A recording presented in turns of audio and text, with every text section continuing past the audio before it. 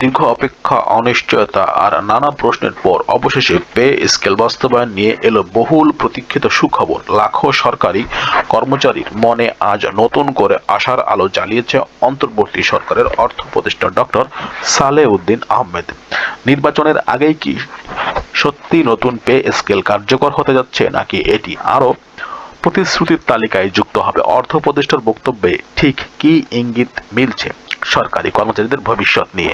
এই ভিডিওতে আমরা তুলে ধরব সব গুরুত্বপূর্ণ তথ্য ও বিশ্লেষণ, তাই একটি মুহূর্ত মিস না করে ভিডিওটি শেষ পর্যন্ত অবশ্যই দেখবেন। আর যারা এই চ্যানেলে নতুন দর্শক রয়েছেন, চ্যানেলটিকে এখনো পর্যন্ত সাবস্ক্রাইব করেননি, সবার আগে সর্বশেষ আপডেট ভিডিওগুলি পেতে চ্যানেলটিকে অবশ্যই সাবস্ক্রাইব করবেন।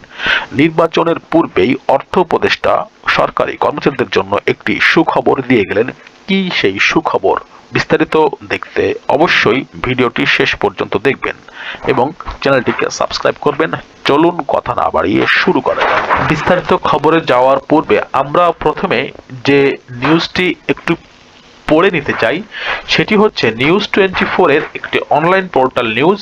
দেখছেন আপনারা এখানে নতুন পে স্কেল নিয়ে অর্থ উপদেষ্টার আশার বাণী।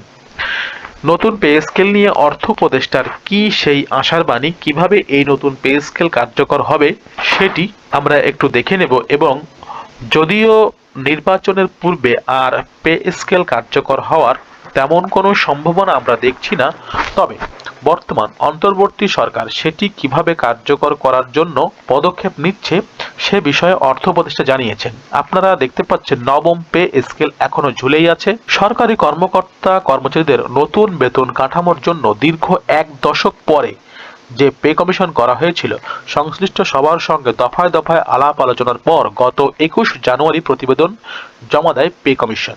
প্রতিবেদন জমার পর খুশি হলেও তা হাওয়ায় মিলিয়ে যায় অন্তর্বর্তী সরকারের সিদ্ধান্তের পর। বলা হয়, নির্বাচনের পর নির্বাচিত সরকার বাস্তবায়ন করবে সুপারিশকৃত পে স্কেল। এ বিষয়ে বিদ্যুৎ, জ্বালানি ও খনিজ সম্পদ মন্ত্রণালয়ের উপদেষ্টা ফাউজুর করিম খান বলেন, অন্তর্বর্তী সরকার পে স্কেল নিয়ে কোনো গেজেট প্রকাশ করবে না, এমনকি সিদ্ধান্ত বা বাস্তবায়ন করবে না। তিনি আরো বলেন, এই সরকার পে স্কেল নিয়ে কোনো গেজেট প্রকাশ করবে না, সিদ্ধান্ত নেবে না এবং বাস্তবায়নও করবে না।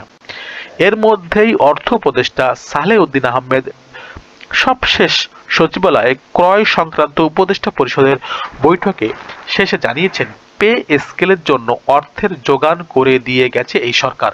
প্রিয় দর্শক, আপনারা ঠিকই শুনছেন, পে স্কেলের জন্য অর্থের যোগান দিয়ে যাচ্ছে অন্তর্বর্তী সরকার। অর্থ উপদেষ্টা বলেন, মূল বেতন দ্বিগুণের বেশি বাড়ানোর সুপারিশ করে জাতীয় বেতন কমিশন যে প্রতিবেদন দিয়েছে তা অত্যন্ত ভালো। কমিশনের সুপারিশগুলো পর্যালোচনার জন্য একটি কমিটি গঠন করে যাবে অন্তর্বর্তী সরকার। সেই সঙ্গে বেতন কমিশনের দেওয়া সুপারিশ বাস্তবায়নের জন্য প্রয়োজনীয় অর্থ বরাদ্দ থাকবে।